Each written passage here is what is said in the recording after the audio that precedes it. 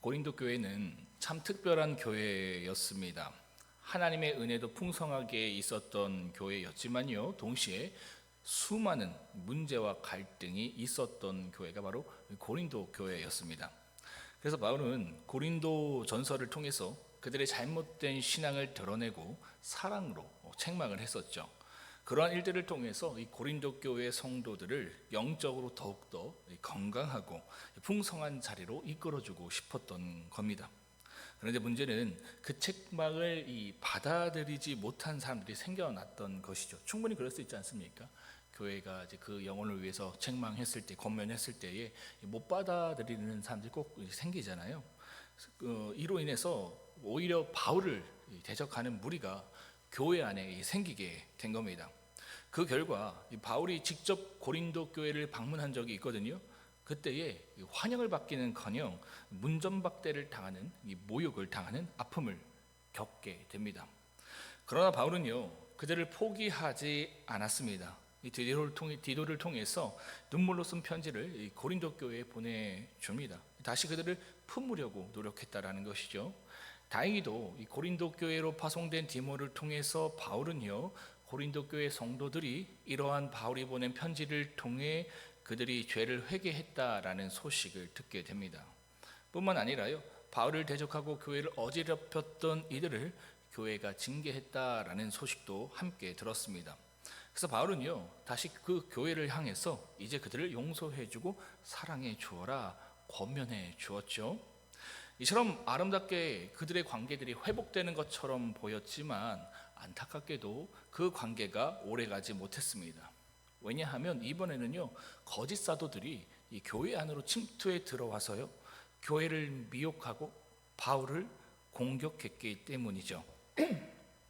이처럼 교회 안에 침투해 들어온 거짓 사도들은요, 특히 율법적인 신앙을 강력하게 앞세운 이들이었습니다.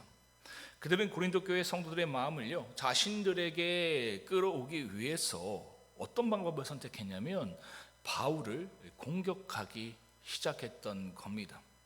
특히 바울의 가장 큰 약점을 건드렸는데 그것은 바로 바울의 사도성에 대한 문제였어요.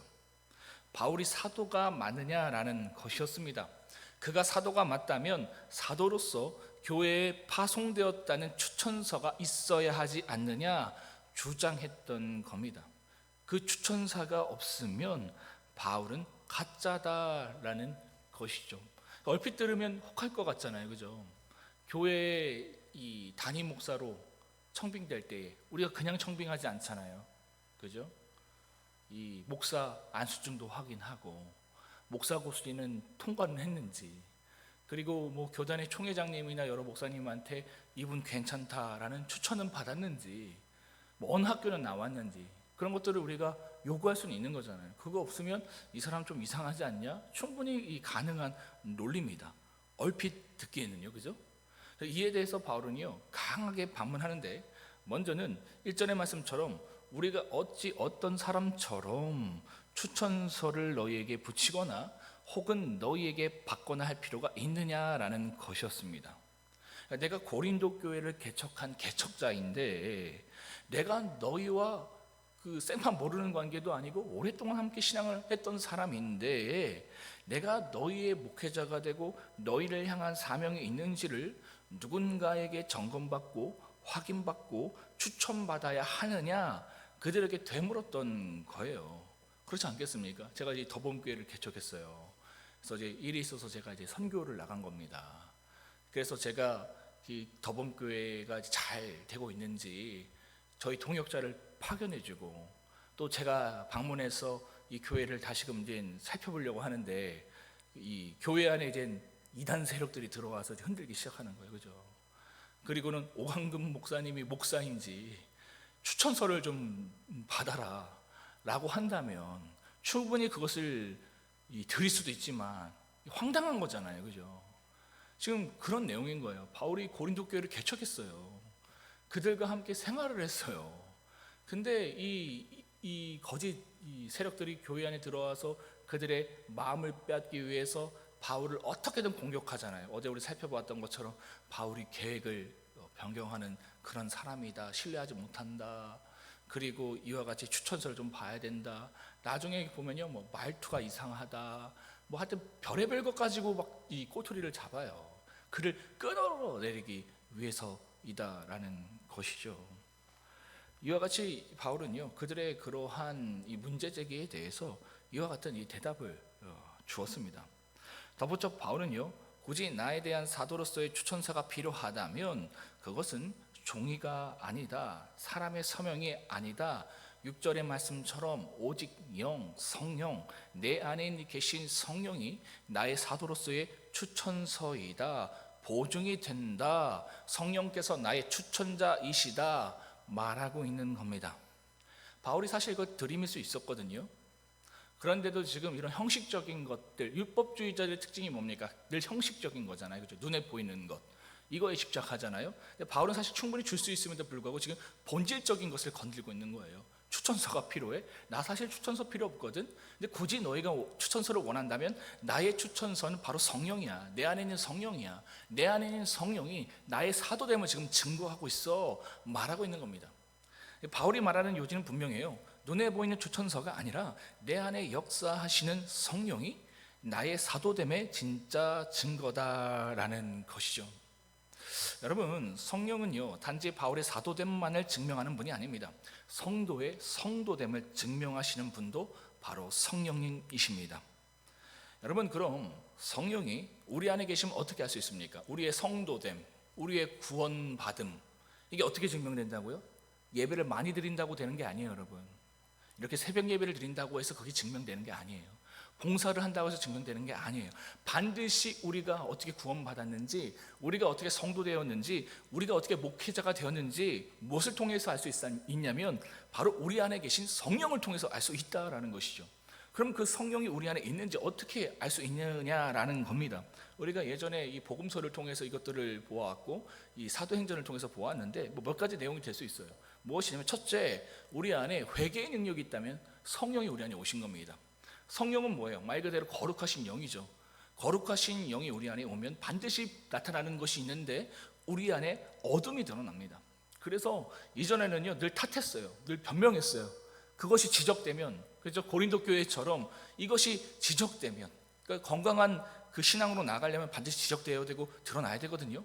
근데 예전에는 이 건들면 이 반발심이 컸어요. 분노가 가득했어요. 그런데 성령 안에 내가 거하게 되면 어떻게 됩니까? 그거를 받아들이는 능력이 나타나죠. 그렇죠? 회개의 능력이 반드시 나타납니다. 그 사람 구원받았어, 성령 받았어, 근데 회개의 모습이 없다? 이거 아닌 거예요. 반드시 성령이 그 안에 들어오면요 회개의 모습이 보여지고요, 회개의 모습만 보여지는 것이 아니라 회개의 열매, 삶의 변화가 반드시 일어난다라는 것이죠. 또한 어떤 일이 일어나느냐? 성령의 열매가 나타납니다. 성령의 능력이 나타납니다. 그렇겠죠?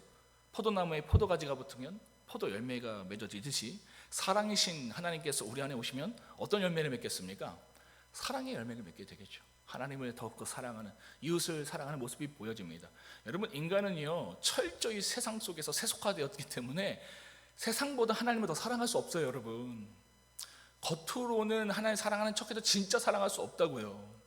근데 성령이 우리 안에 들어오면 어떤 일이 일어납니까? 하나님을 사랑하는 일이 일어나요. 너무나도 놀랍게도. 난 그거 위해서 신앙했거든요. 돈을 벌기 위해서, 내가 잘 되기 위해서 난 신앙했던 나예요. 신앙까지도 도구로 삼았던 나입니다. 그런데 성령이 내 안에 오니까 이게 주객이 바뀌어지는 거예요. 내 왕이 바뀌어지는 겁니다. 내 가치가 바뀌어지는 겁니다. 하나님을 사랑하게 되고요, 이웃이 보이기 시작하는 거예요. 그렇죠? 힘든 지체들, 예전엔 나밖에 몰랐는데 그 영혼들이 보여지기 시작한다. 그리고 어둠의 권세를 쫓아내는 놀라운 능력이 나타난다. 치유의 역사가 나타난다. 예전에는 어둠의 권세에 끌려갔던 사람이거든요. 죄 가운데 가득했던 사람이에요. 음란하면 음란에 가야 됐어요. 탐심 가운데 있으면 탐심에 가야 됐어요. 고린도 교회가 그러지 않았습니까? 거기에 그냥 여지없이 끌려가야 되는데 이제는 끌려가지 않는 거예요. 그것을 이기는 권세가 우리에게 주어진다라는 것이죠. 이게 성령 받은 사람의 모습이다라는 겁니다. 다음은 어떤 모습이 보여지는가? 우리가 초대교회에 성령이 임했을 때 첫 번째 나타났던 모습들 여러분 기억나십니까? 복음 증거의 모습이 나타난다라는 거예요. 성령이 우리 안에 가득하게 되면 우리 안에 반드시 복음을 세상 가운데 전하는 모습이 나타난다라는 겁니다. 여러분, 우리가 맛집 가면요, 꼭 우리 가족, 사랑하는 가족 데리고 가고 싶잖아요, 그죠? 제가 예전에 부교육자 시절에 이 교육자들끼리 늘 이제 점심 식사를 해야 됐거든요. 그러면 그 일산에 이것저것 맛집을 저희 교육자들이 가는 거예요. 그러면 제가 꼭 와서 저희 아내랑 선율이를 데리고 가서 거기서 먹어요. 복음 증거 같이 이렇게 증거를 하는 거예요. 맛집 증거를 하는 거예요. 여러분, 심지어 정말 위대한 가치가 우리에게 주어지고 그것을 우리가 알게 되고 발견하게 되면 반드시 여러분 이거 증거하고 싶지 않겠습니까? 저희 요즘 우리 더본교회 성도님들이 하여튼 이 동네마다 만나는 지인마다 저희 유튜브 그 채널을 구독시키고 우리 교회 또 설교 이 링크도 보내주고 지금 계속적으로 그렇게 하고 있잖아요. 그거 제가 시킨 거 아닙니다, 여러분. 우리 안에 성령이 임하니까 그러한 일들이 일어난다라는 것이죠. 이것이 성령 받은 사람의 모습이다. 죄 회개의 모습과 열매가 있고 성령의 열매와 능력이 있고 복음 증거의 모습이 있다면 우리 안에 지금 성령이 임하고 계시는 것이다 라고 지금 바울은 이야기하고 있는 겁니다. 바울은 지금요, 형식적인 내용이 아니라 본질적인 부분을 터치하고 있는 겁니다. 사도됨과 성도됨이 추천서와 같은 종이 쪼가리로 증명되는 것이 아니라 우리 안에 내주하시는 성령을 통해서 증명되고 있음을 강조하고 있는 것이죠. 이게 되게 중요한 거예요. 제가 목회자로서 착각할 수 있는 게 뭐냐면, 내가 어느 신학교 나왔어, 그죠? 학위를 어디까지 땄어, 그리고 목사고시를 패스했어, 내가 안수 받았어, 그죠? 이러한 내용을 통해서 제가 저의 목회자됨을 증명할 수 있잖아요, 그죠? 그거 아니라는 거예요. 그게 있어도 성령이 없으면 아무것도 아니다. 지금 바울은 이 본질적인 부분들을 이 교회 가운데 이야기하고 있는 겁니다. 율법주의 가운데 율법적 신앙에 빠진 사람들은요, 이걸 놓쳐버리거든요. 늘 형식만 붙들고 본질은 외면해버려요. 근데 바울은 지금 그들에게 본질을 얘기하고 있는 겁니다. 이것이 목회자됨이다, 또한 성도됨이다, 이것을 지금 강조하고 있는 것이죠. 이처럼 자신을 향한 거짓 사도들의 공격, 즉 바울의 사도성에 대한 의심의 눈초리에 대해서 바울은 이처럼 자신을 변호한 이후에, 그리고 이어서 바울은요, 거짓 사도들이 붙잡고 있는 율법의 한계를 지적합니다. 그것은 6절의 말씀처럼요, 율법은 살리는 것이 아니라 죽이는 것이다 라는 것이었습니다.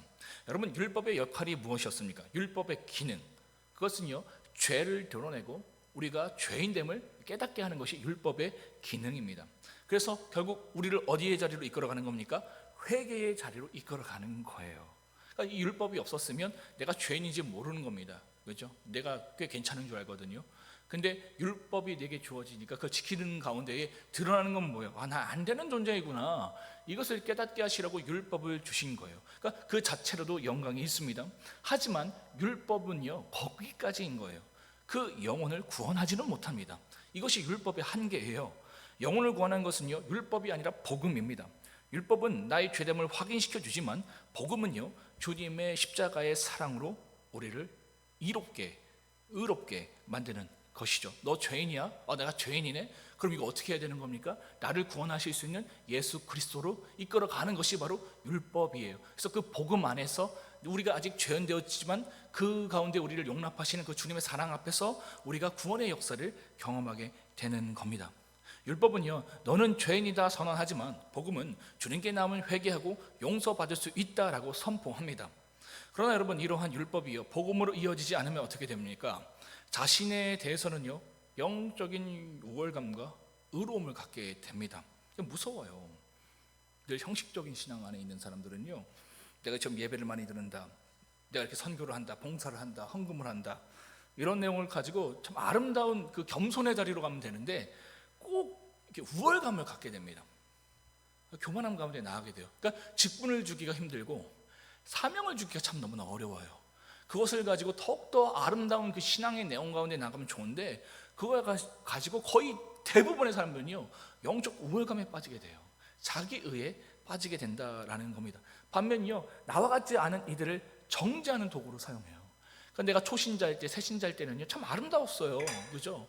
근데 내가 조금 뭔가 안다 싶고 직분을 갖고 또 경험이 생기면 결국 또 어떻게 되는 겁니까? 나가지 못한 자들을 잡기 시작해요. 새벽기도 드리지 못하는 거 잡기 시작하고, 전도 안 하는 거 잡기 시작하고, 말씀 안 읽는 거 잡기 시작하고, 자꾸 이제 잡기 시작하는 일들이 일어난다. 그래서 그 영혼을 죽이는 무기가 되어버린다라는 것이죠. 그러다 보니까요, 율법주의자들은 외형만 집착합니다. 형식에만 집착해요. 얼마나 예배에 참석했는지, 얼마나 기도를 했는지, 그 사람 평가할 때 늘 그런 것이 중요한 거예요. 얼마나 예배를 참석했는지, 얼마를 기도했는지, 얼마를 헌금했는지, 어떤 복장을 하고 있는지, 이것만 신앙에서 중요하게 생각하는 겁니다. 제가 예전에 어떤 교회에서 사역자로 사역했을 때에 저희가 부흥회가 있었어요. 한 3일 동안 아침, 점심, 저녁으로 부흥회가 있었어요. 근데 그 교회 가운데 컴플레인이 들어왔는데, 어떤 컴플레인이었냐면, 이 찬양 인도하시는 그 여자 전도사님이 그 아침, 점심, 저녁 찬양 인도를 하잖아요. 근데 같은 옷을 입고 이 찬양을 인도한다고 어떻게 그럴 수 있냐고 컴플레인이 온 거예요. 제가 진짜 너무나 놀랐습니다. 왜냐면 그때 제가 정장이 한 벌이었거든요. 그분은 저를 보면서 얼마나 많은 판단을 하셨을까. 제가 심지어 근데 진짜 농담이 아니라요, 앞에 나와서 찬양 이렇게 인도할 때 옆에 싱어로 있는데 그 저희 담임 목사님이 저를 불렀어요. 일로 와보라고. 그리고 저를 이렇게 앉혀놓고는 오전수서 불만 있어 이렇게 말씀하시는 거예요. 무슨 말인가 했어요. 제가 맨날 똑같은 옷을 입으니까 그게 불만인 줄 아셨던 거예요. 그래서 저한테 돈을 10만 원을 주시면서 정장을 사 입으라고 하셨어요. 근데 제가 10만 원으로는 다 못 사는데 그래서 바지 하나 사고 위에는 제 돈 들여서 사고 그렇게 했던 기억이 납니다. 그러니까 성령이 사라지고 형식만 남으면 우리도요 그와 같이 가는 거예요. 어떤 옷을 입었는지, 그죠? 내가 어떻게 하는지. 자꾸 이 서로가 서로를 판단하고 정죄하고, 뭔가 형식적인 것은 있는데 냉랭하고, 이 서로에 대해서 차갑고, 뭔가 이 북한처럼 감시받는 것 같은, 그죠? 뭐 예배 한 번 못 나오면 막 미안해 죽겠어서, 그죠? 그런 분위기가 나타나는 거예요. 저희 성도님들 안 오시게 되면 새벽 같은 경우에 아유 피곤해서 잘 쉬셨다, 저는 그런 생각하거든요, 진짜로. 그리고 10시 예배 또 안 오시면 이분은 어디 가서 전도하고 있겠구나, 그죠? 세상 사람을 좀 만나야 전도하는 거 아닙니까? 맨날 여기 와갖고 우리끼리만 이렇게 하면, 그죠? 경쟁만 되는 거예요. 그분은 어디 가서 이 세상 사람들 만나고 전도하고 있겠지. 그러니까 서로 안에서 믿음이 있고 신뢰가 있고 넉넉함으로 나가야 되는데, 형식 안에 갇혀버리면 이와 같이 서로를 정죄하는 도구에 빠지게 된다라는 겁니다. 고린도 교회 거짓 사도들도 그랬습니다. 그래서 눈에 보이는 초천장을 강조했던 거죠. 오늘날도요 우리 안에 이러한 모습이 있을 수 있습니다. 신앙의 본질을 붙잡기보다는요 외형적인 기준으로만 판단하려는 모습이 있을 수 있다라는 겁니다. 바울은 이렇게 율법적인 신앙에 갇혀 있으면서도 자신들의 행위와 열심을 자랑하는 이들을 향해 단호하게 말합니다. 13절의 말씀처럼요, 모세가 하나님께로부터 십계명을 받았을 때에 하나님의 임재의 영광이 그의 얼굴에 각인되었잖아요, 그죠? 하나님을 바울이 잠깐 만났어요. 근데 그 하나님의 영광이 그의 얼굴 가운데에 각인된 겁니다. 여러분 그런 경험 해보신 적 있으세요? 수련회 갔다 왔는데 저희 어머니가 야 너 얼굴 왜 이렇게 화나니? 이렇게 한 적 있어요, 진짜로. 우리가 지금 하나님의 영광을 만나면 우리 얼굴이 환해집니다. 근데 이 모세에게도 그런 일들이 일어났던 거예요. 얼굴이 막 환해진 거예요. 그로 인해서 모세가 수건으로 자신의 얼굴을 가립니다. 그가 그렇게 한 행동의 이유가 있었어요. 그것은 결국요 사람들이 모세 자신을 주목하지 못하게 하려고 한 것이다라는 겁니다. 그렇죠? 우리는 드러내고 싶잖아요, 자꾸 그 영광을. 나에게 어떤 은사가 주어지면 드러내고 싶잖아요, 그죠? 집사님, 권사님, 그거 그렇게 하면 안 되는데, 그죠? 드러내고 싶잖아요. 내가 치유의 역사가 있으면 막 장풍을 쏴서라도 이거 보여주고 싶잖아요.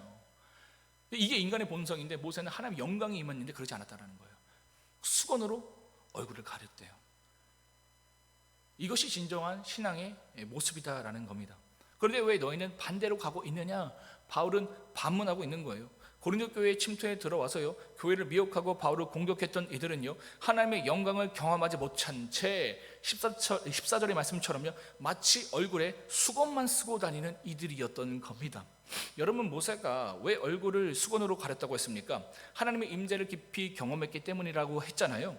그 하나님의 임재의 영광이 그의 얼굴에 머물렀고, 혹여라도 사람들이 그 영광에 주목해서 자신을 하나님처럼 섬길까 두려워 모세는 수건으로 얼굴을 가린 겁니다. 그런데 거짓 사도들은 어떻게 한 거예요? 정작 하나님과의 만남은 없고 성령의 임재도 없고 그 얼굴 가운데 영광이 없으면서 겉으로는 마치 그것이 있는 것처럼 어떻게 한 거예요? 지금 얼굴에 수건을 가린 거예요.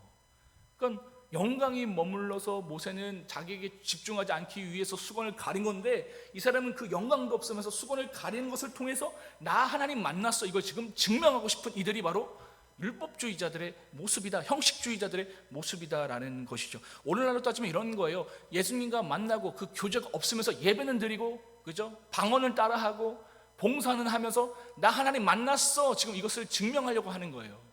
하나님 만나면 반드시 그러한 예배에 사모하는 모습, 이웃을 사랑하는 모습, 봉사하는 모습 다 나오는데, 그죠? 근데 그 가운데서도 절제가 있잖아요. 나를 드러내고 싶지 않잖아요. 그래서 절제의 모습으로 나아가는데, 이 형식주의자들은 반대로 간다라는 겁니다. 그럼 자신이 마치요 하나님과의 만남과 성령님의 인재가 있는 것처럼 자기 스스로도 만족감을 갖고요, 또 사람들에게 그렇게 인정받으니까 얼굴에 수건만 뒤집어 쓰고 있는 것이죠. 본질은 다 잃어버리고 신앙의 형식만 남은 겁니다. 우리 주변에서요, 또 우리 자신에게도 이런 모습이 있을 수 있습니다. 특히 여러분 모태 신앙인에게요, 이런 모습이 자주 나타나요. 기도는 하는데 왜 기도를 하는지 모릅니다. 말씀을 보기는 하는데 왜 보는지 잘 몰라요. 예배도 봉사도 하기는 하는데 그냥 늘 해오던 습관대로 그냥 하는 겁니다. 그게 신앙이고 그게 믿음인 줄 알고 습관적으로 신앙을 하는 겁니다. 여러분, 우리가 기도를 왜 하는 겁니까? 우리가 말씀을 왜 보는 거예요? 우리는 왜 예배를 하는 겁니까? 단순히 신앙의 형식을 지키기 위해서가 아니라요, 그것들을 통해서 우리는 주님을 더 알고 싶고 만나고 싶어서 하는 겁니다. 그리고 그 주님을 만났잖아요. 그래서 그 주님을 만났다면 그 주님을 더욱더 만나고 또 감사하기 위해서 우리는 더 예배드리는 거예요. 하나님 더 만나고 싶으니까, 너무 감사하니까. 그래서 예배드리는 거예요. 그래서 기도하는 거예요. 그래서 봉사하는 거예요. 여기는 우리의 어떤 공로가 없습니다. 감사함으로 하는 거니까, 내가 그 받은 것이 있으니까 그것을 하는 건데, 이것이 신앙의 본질인데 형식적으로 신앙하는 사람들에게는 그렇지 않다라는 것이죠. 그래서 바로 이렇게 선언합니다. 주의 영이 계신 곳에는 자유가 있다라고 17절에 말씀하시잖아요. 여러분, 신앙의 형식은 필요합니다. 그러나 그 형식에 묶이면요, 위험한 신앙인이 될 수 있어요. 왜? 신앙 자체가, 예배 자체가 우상이 될 수 있기 때문입니다. 그것이 자랑이 될 수 있고요, 누군가를 죽일 수 있는 판단과 정죄가 될 수 있기 때문에 신앙의 형식에 묶이면 위험하다라는 겁니다. 그래서 저희 교회가, 여러분, 제가 고민 많이 했어요. 요즘 개척하는 목사님들을 보면 그 새벽 예배가 없어요. 그 이유가 뭐냐면, 기존의 교회에 이제 염증을 느끼고 나오신 분들이 굉장히 많은 거예요. 예배는 많이 드리는데 변화가 없는 거예요. 성도들 안에 예배는 진짜 많이 드리는데, 봉사는 진짜 많이 하는데 삶에 변화가 없어요. 그냥 잡기 시작하는 거예요. 자꾸 다른 사람 예배 못 드리는 거 감시하고 판단하고. 그러니까 이게 싫어서 아예 그냥 새벽 예배를 안 드려요. 그래서 이 삶이 우리가 예배가 되자, 그래서 주일날 한번 예배를 진정성 있게 드리는 교회들이 굉장히 많이 나타나고 있습니다. 요즘 뜨는 책이 뭐예요? 오무교회라는 책 여러분 아세요? 요즘 이 책이 굉장히 뜨고 있어요. 오무교회. 그러니까 여러 교회 여러 가지가 뭐 없어야 된대요. 장로가 없어야 되고, 뭐 구역이 없어야 되고, 그 중에 하나가 이제 새벽 예배가 없어야 되고, 그러니까 그런 맥락인 거예요. 그러니까 비본질적인 것에 자꾸 우리가 마음을 쏟고 우리 의를 드러내니까 그런 것이 교회에 차라리 없었으면 좋겠다, 지금 그 얘기를 하는 건데, 저는 그래도 저희가 이 새벽 예배, 그러니까 매일 하루를 기도로 시작하는 이 거룩한 습관이 굉장히 중요하다 생각해요. 그러나 그 가운데 우리가 매몰되면 안 되겠다. 그 가운데 우리의 우월감을 갖고, 또한 우리 스스로도 그 가운데에 갇히면 안 되겠다 생각을 해서 제가 결정한 게 뭐였냐면, 금요철에는 저희는 드리지 않습니다. 그리고 월요일 새벽도 안 드려요. 그리고 제가 저번에 한번 성도님한테 말씀드렸지만, 가급적 2달에 한 주씩 평일날은 뭐 새벽 예배, 수요 예배 안 드리려고 합니다. 그 이유가 뭐냐면, 우리가 신앙 가운데 자꾸 우상화되지 않기를 원하는 거예요. 이 예배 자체가 신앙의 매너리즘에 빠지지 않게 하기 위해서입니다. 그러니까 모이기만 하는 교회가 아니라 흩어지는 교회가 되기를 원하는 거예요. 좀 가족과 함께 제가 시간을 보내라 했잖아요. 그죠? 금요일날 새벽 우리가 예배 늘 드리는데, 저녁만큼은 좀 가족들이랑 좀 시간을 보내라고 말씀드리잖아요. 우리 지체들과 함께 하라고 말씀드리잖아요. 그죠? 힘든 지체들 찾아가서 같이 식사하고, 저번 주에 우리 이 저녁에, 금요일 저녁에 우리 청년들이랑 식사했어요. 박명 목사랑 저랑. 좋더라고요. 그리고 또한 우리 세상의 이웃들을 찾아가서 위로하고 격려하는 시간들. 그러니까 우리가 모이기만 힘쓰고 그것을 우리의 우월감으로 삼는 것이 아니라, 좀 우리 가운데 그런 공백을 두어서, 그렇죠? 가족과 이웃과 함께하는 삶도 예배가 되어야 한다. 그런 모습이 우리 안에 있는 겁니다. 나름의 이게 정답이 아니고 저의 그냥 몸부림이에요. 이것도 놓치고 싶지 않고, 그렇죠? 새벽 예배, 이런 예배 너무나 귀한 건데 이거는 놓치지 않고 싶고, 그렇다고 해서 그 가운데 우리의 신앙의 매너링이 빠지고 싶지 않아서 이러한 것들을 제가 장치적으로 넣는 거예요. 제가 결국 목적하는 것은 무엇입니까? 다 아름다워지자라는 거예요. 우리가 우월해지지 않기를 원한다. 형식적인 신앙에 빠지지 않기를 원한다라는 겁니다. 말씀을 마무리합니다. 사랑하는 성도 여러분, 오늘 바울이 고린도 교회를 향한 그 메시지는요, 우리에게도 동일하게 주어집니다. 우리의 성도됨의 증거는요, 사람의 추천서나 외적인 조건이 아닙니다. 우리 안에 계신 성령이 증거다라는 것이죠. 성령이 우리 안에 계시면요, 우리는 죄를 회개하게 되고 삶이 변화되게 되고 성령의 열매가 맺으며 복음의 증인으로 살아갑니다. 반대로 신앙의 형식만 붙잡고 있다면요, 그건 이미 본질을 잃어버린 신앙입니다. 예배와 기도, 봉사조차 나를 자랑하는 수단이 될 수 있고요, 심지어 다른 사람을 판단하고 정죄하는 무기가 될 수 있습니다. 사랑하는 성도 여러분, 오늘 우리의 신앙은 형식적인 신앙입니까? 아니면 성령 안에 있는 신앙입니까? 껍데기만 있는 신앙입니까? 아니면 자유와 생명이 있는 신앙입니까? 오늘 우리 안에 계신 성령님을 의지하며 참된 자유를 누리고요, 그 자유로 그리스도의 은혜를 세상 가운데 드러내는 저와 여러분들이 되시기를 주님의 이름으로 축복합니다. 이 시간 고린도 후서 3장을 함께 합독하시겠습니다. 함께 읽겠습니다. 시작. 우리가 다시 자천하기를 시작하겠느냐?